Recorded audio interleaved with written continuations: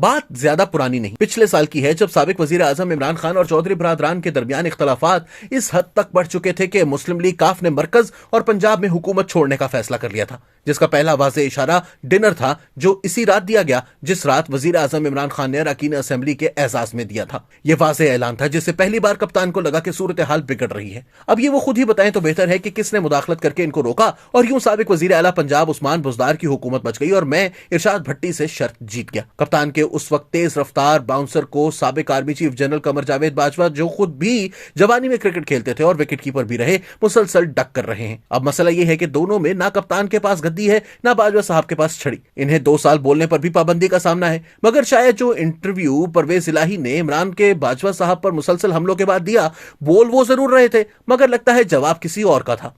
बात हो रही थी पिछले साल की, जब चौधरी बरादरान और इमरान खान एक दूसरे की शक्ल देखना बर्दाश्त नहीं करते थे। इस डिनर के बाद इमरान खान को खासा गुस्सा था और फिर अचानक चौधरियों के खिलाफ नैब रेफरेंस के नोटिस जारी हो गए। अब ये इमरान खान बता सकते हैं कि वो खुद जारी हुए, जनरल बाजवा ने जारी करवाए या शहजाद अकबर ने। फिर यूं हुआ कि नोटिस ना सिर्फ रुक गए बल्कि फाइल ही बंद हो गई और चौधरियों और इमरान की दोस्ती हो गई। वो खान जो इन बरसों में चौधरियों के घर जाना पसंद नहीं करते थे, वो चौधरी शुजात की खैरियत मालूम करने पहुंच गए। मुनस इलाही, जिसकी शक्ल तक वजीर आजम को पसंद नहीं थी, इन्हें वजीर भी बना लिया। अब पता नहीं ये कौन सा एनआरओ था, किसने दिया था, किसने दिलवाया था, मगर पंजाब और बुज़दार बच गए। अच्छा होता अगर कप्तान शरीफों और जरदारी को 2 एनआरओ का ताना देते हुए जो इनके बकौल एक जनरल मुशर्रफ ने और एक जनरल बाजवा ने दिया, इस तीसरे का भी जिक्र करते जो इनके दौर में इनकी हुकूमत को बचाने के लिए दिया गया। मज़ाहिर मुल्क में खासतौर पर लाहौर में एक सियासी सर्कस लगा हुआ है। जमान पार्क से लेकर वजीर आला हाउस तक और गवर्नर हाउस से लेकर हाउस ऑफ शरीफ और जरदारी तक हर तरह की खबरें गर्दिश में हैं। आज भी देखें पंजाब असेंबली में सर्कस का कौन सा तमाशा पेश किया जाता है। परवेज इलाही को मजीद वक्त दिया जा रहा है या वो खुद कुछ ले रहे हैं। इमरान खान आज तक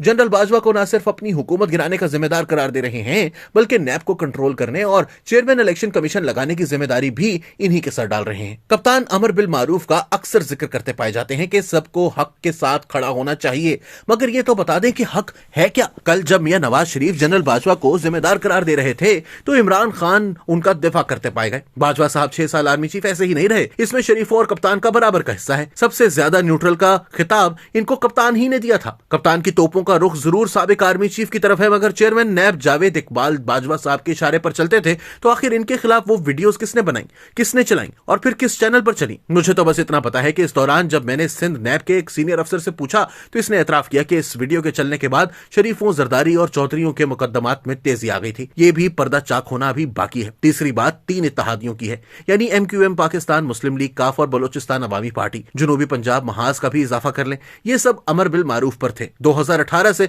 2022 तक। अब ये कप्तान बताएं कि ये सब इनके हवाले किसने किए, और अगर हवाले ना किए जाते या खान साहब इनको कबूल ना करते तो शायद 2018 के इलेक्शन के नताइज भी मुख्तलिफ होते। मुस्लिम लीग नून की बलोचिस्तान की हुकूमत भी कायम रहती। अब ऐसा तो नहीं हो सकता कि बकौल इब्ने इंशा हक अच्छा पर इसके लिए कोई और मरे तो और अच्छा, तुम भी कोई मंसूर हो जो सूली पे चढ़ो, खामोश रहो। चौधरी बरादरान ने कभी अपनी वाबस्तगी इदारों से नहीं तोड़ी। सच तो यह है कि मुस्लिम लीग काफ का कयाम इदारों की एक और पैदावार मुस्लिम लीग नून और खासतौर पर मियां नवाज शरीफ की पार्टी पर गिरफ्त की वजह से हुई, और इन्होंने कभी चौधरियों को दिल से कबूल नहीं किया। 1997 में इलेक्शन से कबल मियां साहब ने यह वादा किया कि इलेक्शन जीतने की सूरत में इनके वजीर आला परवेज इलाही होंगे, मगर 2/3 अक्सरियत मिलने पर वादे से फिर गए। बहरहाल चौधरी साथ रहे और शुजात वजीर दाखिला और परवेज इलाही स्पीकर बने। 1999 में जनरल मुशर्रफ के इक्तदार पर कब्जे के बाद मियां साहब 2000 में डील करके सऊदी अरब गए तो पार्टी का कायम मुकाम सदर जावेद हाशमी को बना दिया। यूं चौधरियों के लिए मैदान छोड़ दिया और वो मुशर्रफ के हो गए। शुजात कुछ अरसा वजीर आजम रहे, फिर शौकत अजीज आ गए। बहरहाल पहली बार परवेज इलाही वजीर आला बने।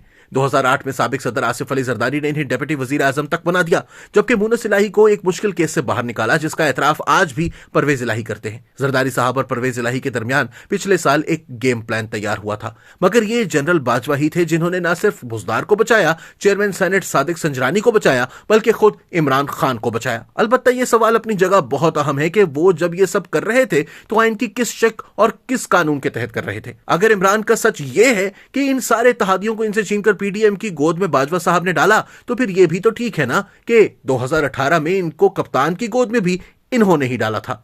सच पूरा बोलना चाहिए। आप लोग जब तक सर्कस देखें।